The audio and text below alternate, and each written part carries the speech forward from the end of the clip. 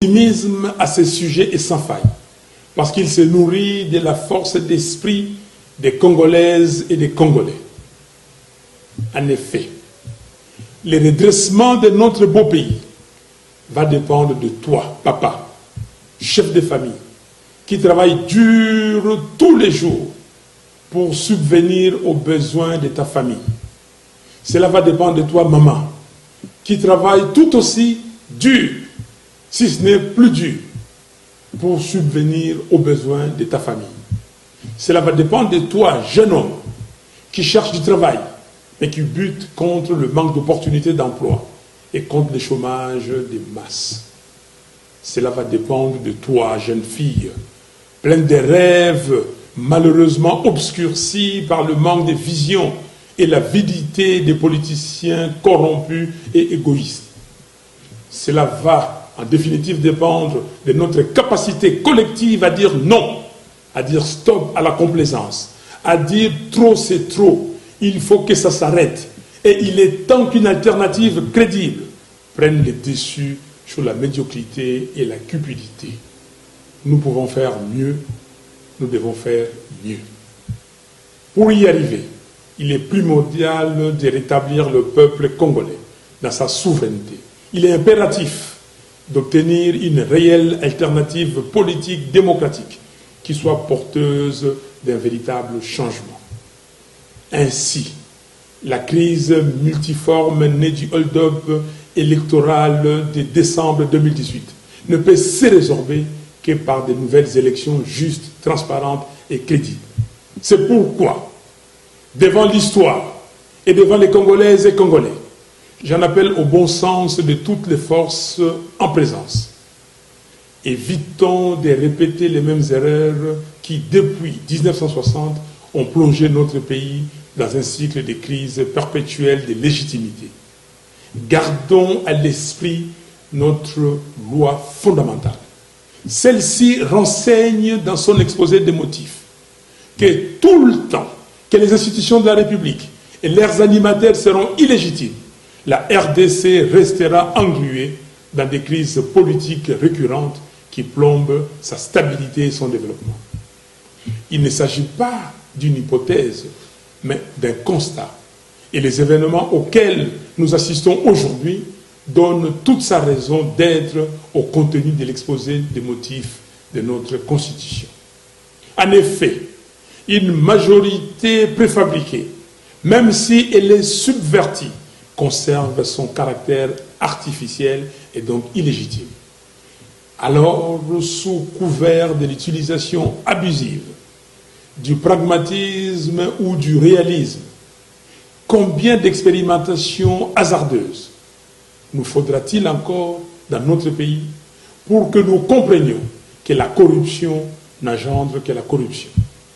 C'est pourquoi j'insiste sur ma proposition de sortie des crises, de manière à ce que nous puissions entreprendre des réformes institutionnelles profondes et consensuelles entre les parties prenantes, sous les bons offices des leaders religieux congolais, avec l'accompagnement de la CIRGL, la SADC, la CEAC, l'Union africaine ainsi que les Nations unies.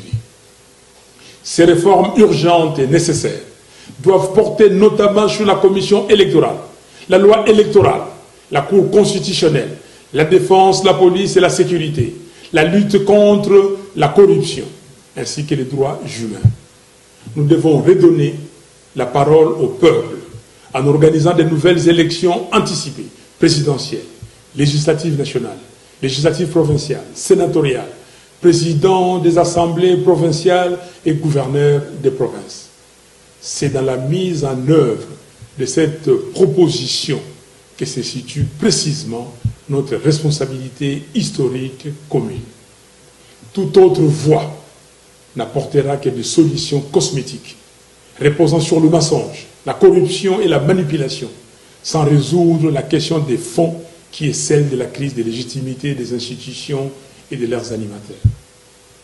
Chers compatriotes, pour accompagner le peuple dans la reconquête de sa souveraineté, j'annonce qu'à partir de ce 20 janvier 2021, je mettrai en place un cabinet composé de femmes et d'hommes qui veulent que le Congo de Kimbangu et de Lumumba soit fort, digne et prospère. Pour mériter le respect et l'honneur des générations futures, nous allons accentuer notre combat par des voies et moyens démocratiques afin de restituer au peuple son pouvoir de choisir librement ses dirigeants. La vérité des urnes. Que personne ne vous impressionne ou ne vous fasse douter du pouvoir qui est le vôtre. La souveraineté vous appartient. J'en profite pour dire à toutes celles et à tous ceux qui, partout dans notre pays, se sentent délaissés par le pouvoir des fêtes de Kinshasa, que votre commandant est avec vous. Je ne vous abandonnerai jamais.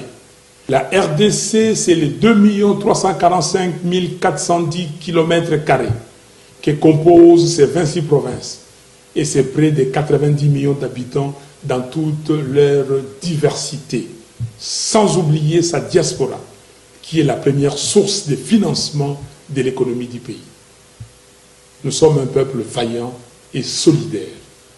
C'est dans cet esprit de solidarité que j'avais prévu de passer la fête de Noël à Lissala, dans la province de la Mongala, comme je l'avais fait l'année dernière à Beni, dans la province du Nord Kivu. Mais mon voyage de Mbandaka, Boende et Lissala a été reporté. Je serai avec vous, mes frères et sœurs de Kinshasa et des provinces, tout au long de l'année 2021.